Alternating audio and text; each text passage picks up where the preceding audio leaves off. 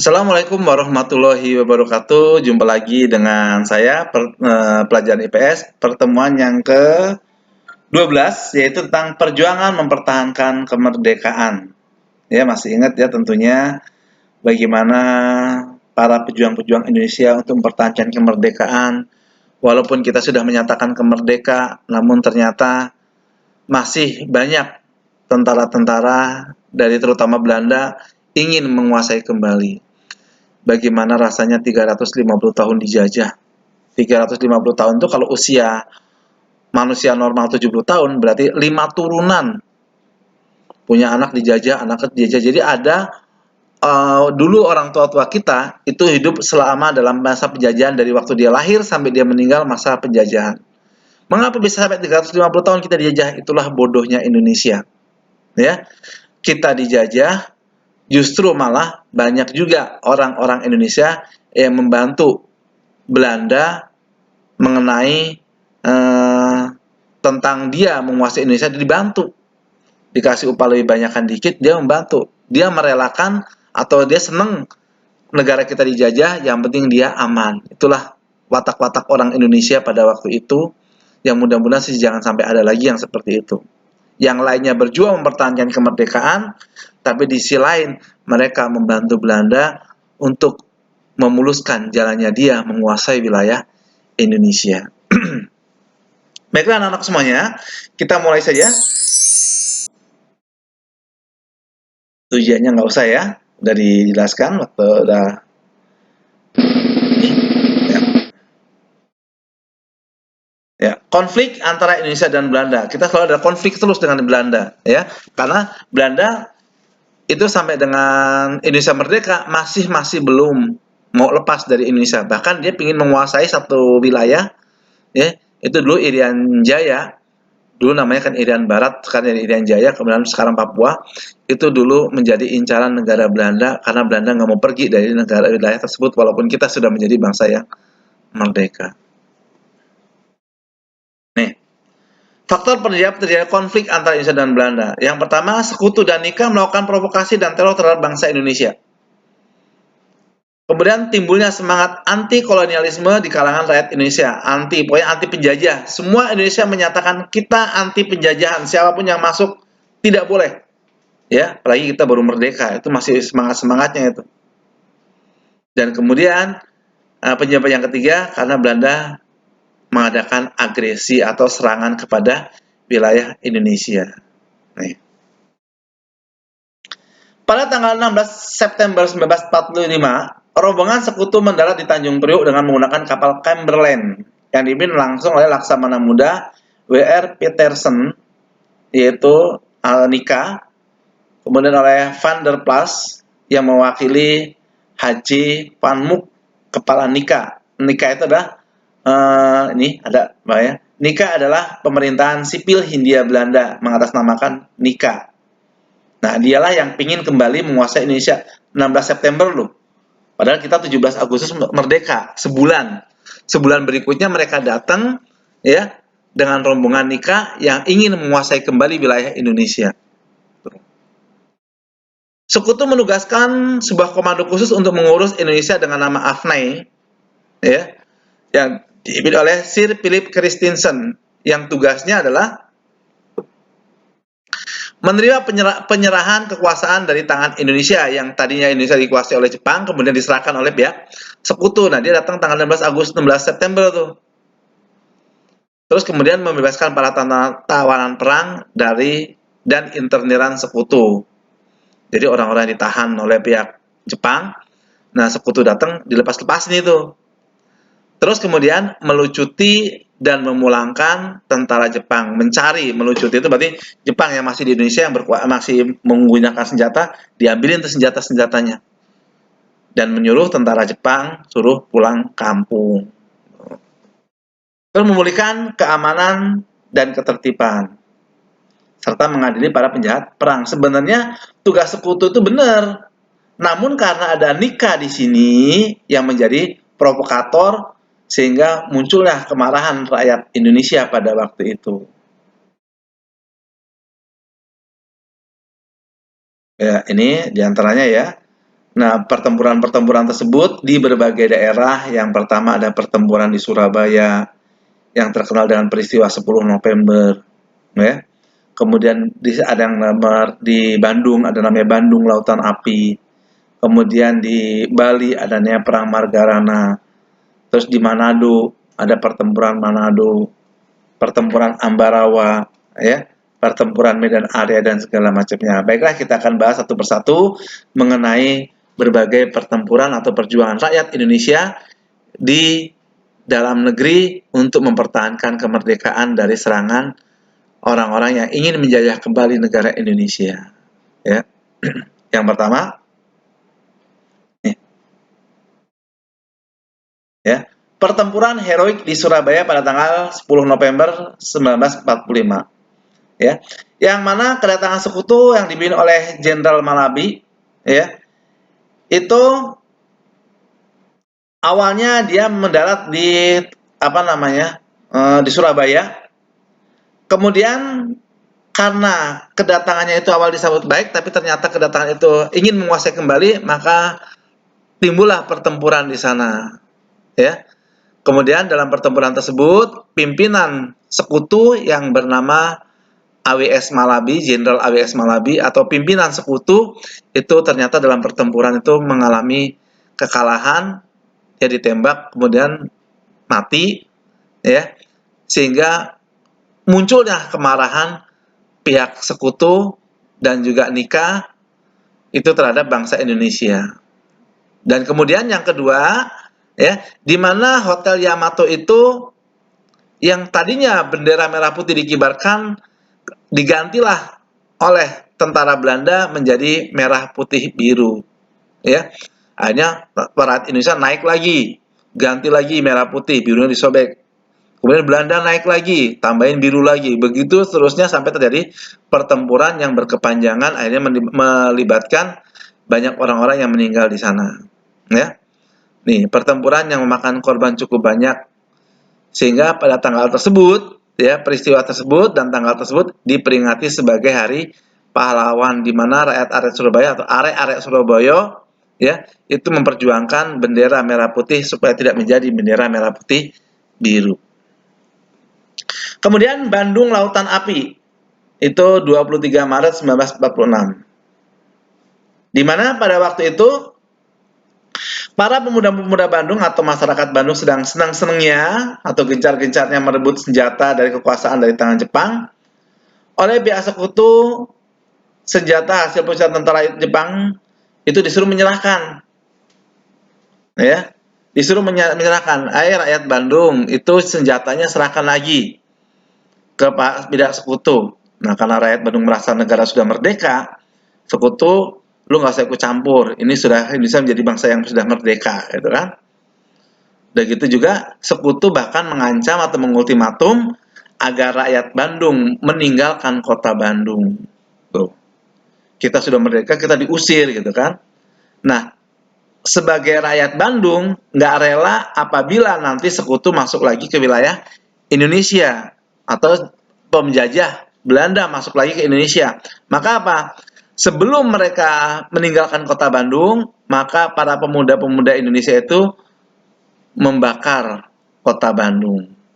Ya, tuh. Di sini kan ya. Sebelum meninggalkan kota Bandung, para pejuang RI menyerang ke arah kedudukan sekutu sambil membumi hanguskan kota Bandung sehingga dikenal dengan sebutan Bandung Lautan Api. Jadi siapa yang bakar kota Bandung? Bukan penjajah dan juga bukan sekutu, tapi para pemuda-pemuda Bandung. Apa tujuan dibakar? Supaya tidak diduduki atau tidak dikuasai oleh pihak Belanda atau pihak sekutu. Daripada didudukin lagi oleh sekutu, mendingan gue bakar gitu. Aman. Yang ketiga, yaitu perang Puputan, ya. Puputan itu adalah penghabisan atau disebut perang Margarana. Di mana? Di Bali tentunya, ya. 29 November 1946. Ya. Puputan itu adalah disebut dengan perang habis-habisan yang dipimpin oleh I Gusti Ngurah Rai, yang nama tersebut sekarang diabadikan menjadi bandar udara di daerah Bali, ya. Nah, pada waktu itu I Gusti Ngurah Rai dan kawan-kawannya dia mengetahui bahwa salah satu isi perundingan Linggarjati bahwa Belanda hanya mengakui secara de facto itu Sumatera, Jawa, dan Madura. Kok kenapa Bali nggak dilibatkan? Kenapa Bali nggak masuk dalam dalam wilayah Indonesia gitu kan? Nah, dalam perundingan tersebut Bali tidak diakui sebagai wilayah RI. Dan rakyat Bali merasa kecewa terhadap perundingan tersebut sehingga tanggal 29 November 46 terjadilah pertempuran yang sangat hebat di daerah Margarana sebelah utara Tabanan Bali, ya. Nah, pada waktu itu pasukan Belanda dapat dikalahkan karena berjumlah lebih sedikit dan persenjataan yang lebih kecil, ya. Nih, karena kalah dalam persenjataan, maka pasukan Ngurah Rai dapat mengalahkannya. Namun, setelah dikalahkan, pihak sekutu datang dengan rombongan yang lebih besar lagi. Akhirnya, I Gusti Ngurah Rai mengobrolkan perang penghabisan. Kita lawan sampai titik darah penghabisan yang terakhir, jangan sampai dikuasai kembali oleh pihak Belanda, ya. Namun dalam perang tersebut I Gusti Ngurah Rai dalam pertempuran tersebut gugur, ya. Tuh, demi membela nusa dan bangsa. Dalam pertempuran tersebut I Gusti Ngurah Rai gugur atau tewas dalam pertempuran. Dan perang tersebut dikatakan perang penghabisan karena banyak yang meninggal dalam perang tersebut, termasuk juga pimpinan dalam perang tersebut. Maka dikatakan perang puputan di Marga Rana Bali. Jadi penyebabnya apa? Dalam perundingan Linggarjati, Bali tidak diakui sebagai wilayah RI. Nanti Bali akan dikuasai lagi sama sekutu, gitu kan. Yang keempat, pertempuran Bojong Kokosan. Itu Bojong Kokosan di Sukabumi nih, ya. Nah, ini juga pertempuran itu apa penyebabnya? Kita baca itu setelah satu-satu ya. Sekutu melakukan pelanggaran. Jadi yang menyebabkan pertempuran adalah sekutu melakukan pelanggaran yang telah disepakati sebelumnya. Di mana semuanya itu pokoknya yang namanya sekutu Belanda itu selalu melanggar peraturan dan pelanggaran. Karena memang dia merasa dialah menjadi penguasa pada waktu itu. Tapi kita juga berani. Kita sudah jadi bangsa merdeka, lawan penjajah-penjajah tersebut, jangan sampai dia menguasai lagi Indonesia. Nah, pada saat sekutu mengirimkan perbekalan ke Bandung, nah itu dalam perjanjiannya apabila mengirimkan perbekalan, ajak TKR, Tentara Keamanan Rakyat Indonesia, jangan berangkat sendiri, gitu kan? Nah, ternyata dia melanggar, tidak melibatkan TKR, sehingga tanggal 9 Desember, pos TKR yang di Ciawi mengirimkan berita kepada pasukan di Bojong Kokosan bahwa sekutu tengah mengirimkan konvoi perbekalan di Jakarta menuju Bandung, lewatnya Sukabumi. Nah, itu dinamanya daerah Bojong Kokosan, yang mana Bojong Kokosan itu kanan tebing, kiri tebing. Tuh. Ya, disitulah para tentara Indonesia dan rakyat Indonesia melakukan penyerangan kepada sekutu. Tuh. Perbekalan dikawal oleh 8 tank jenis Squad dan 3 pesawat tempur dan Mosquito. Mereka terpaksa berhenti karena dihadang brigade yang disiapkan oleh para pejuang. Dilemparin batu dari atas, pokoknya dihadang lah. Ya, yang dalam keadaan nggak siap, maka banyak juga yang meninggal tentara sekutu pada waktu itu. Namun, tentara sekutu langsung menelpon ke pusat agar dikirim lagi jumlah tentara dalam jumlah yang banyak. Ya, akhirnya dalam beberapa jam kemudian sekutu bisa menguasai keadaan. Kita mengadakan penyerangan, ternyata ada serangan balik menggunakan pesawat. Tentara Inggris datang menggunakan pesawat nembak dari atas. Akhirnya tentara kita dan rakyat kita pada sembunyi ke tengah hutan, larian ke tengah hutan. Akhirnya sekutu bisa melanjutkan perjalanan kembali. Dalam pertempuran tersebut, lebih dari 50 tentara Inggris tewas dan ratusan lainnya mengalami cedera. Tewasnya kenapa? Ya, diserang dari atas, dilempari kayu, lemparin batu, ya, akhirnya pada meninggal. Namun, sesaat kemudian dikirim lagi tentara sekutu untuk melawan yang menghadang sekutu mau lewat tadi.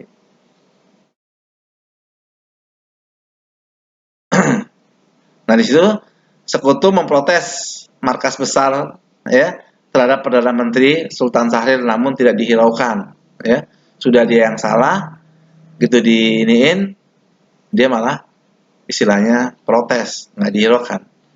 Berikutnya, pertempuran di Manado tanggal 14 Februari ya 1946. Nah, di Manado itu berita kemerdekaan itu sampainya telat di Sulawesi ya, sangat telat. Tadi kan dulu teknologi masih belum secanggih sekarang ini. Dulu tuh berita kemerdekaan tuh ya dari kuping ke kuping boleh dikatakan, sehingga nyampainya lama. Jepang menyerahkan kekuasaan dalam sebuah upacara di Tondano pada 21 Agustus. Merdekanya 17, 21 baru diserahkan. Ya. Beberapa saat kemudian Sekutu ada orang tentara-tentara Australia yang diboncengi Nika. Nika berarti pemerintahan Hindia Belanda, tiba di Manado. Ya, di mana rakyat Manado pada waktu itu sedang senang-senangnya mengibarkan bendera merah putih dan senang-senangnya sedang ketemu orang langsung bilang merdeka, merdeka, merdeka gitu kan ya. Tiba-tiba Sekutu datang melarang rakyat Manado mengibarkan bendera merah putih.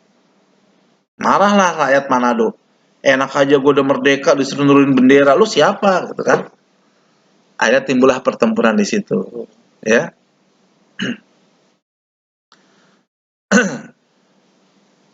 Terus kemudian pertempuran di Ambarawa, Semarang, ya. Itu 12 sampai 15 Desember. Nah, itu apa penyebabnya? Semua kedatangan Sekutu awal disambut baik. Namun ternyata dia diboncengi Nika yang membuat kacau keadaan. Secara diam-diam, secara sepihak mereka membebaskan interniran Belanda atau tentara-tentara Belanda atau pejuang-pejuang Belanda lah ya, setelah melakukan kekacauan di dalam ibu kota, sehingga insiden bersenjata pun tidak dapat terelakkan yang kemudian meluas menjadi pertempuran yang sangat hebat. Ya, Sekutu bisa menduduki 2 desa di sekitar Ambarawa, namun akhirnya bisa diambil kembali. Nah, dalam pertempuran tersebut, Letkol Isdiman gugur. Kemudian di Medan area, ya, berita proklamasi lagi-lagi juga di daerah Medan sampainya terlambat, baru sampai tanggal 21 Agustus, 10 hari baru nyampe. Berita itu juga dibawa oleh Mr. Tengku M. Hasan, yaitu Gubernur Sumatera dulu. Nah, tanggal 18 Oktober 1945, Jenderal Kelly mengultimatum agar rakyat Medan menyerahkan semua senjata kepada pihak Sekutu. Senjata yang habis dilucutin dari tentara Jepang yang sudah dikumpulkan oleh tentara Indonesia, oleh rakyat Indonesia sudah mengumpulkan senjata dalam jumlah yang sangat banyak, disuruh menyerahkan pihak Sekutu. Marahlah para pemuda-pemuda dan tentara serta rakyat Indonesia yang ada di Medan kepada pihak Sekutu. Karena nggak mau menyerahkan, akhirnya timbullah pertempuran di situ. Sehingga 10 Desember 45 tentara Sekutu dan Nika melancarkan gerakan militer besar-besaran sehingga Medan dapat ditaklukkan. Ya, kita selalu melawan walaupun kalah dalam persenjataan. Walaupun kita sudah merdeka, ya kan? Tuh, Agustus ke Desember itu Sekutu masih menyerangkan serangan lagi. Dan masih banyak lagi nanti ya sampai tahun 1950.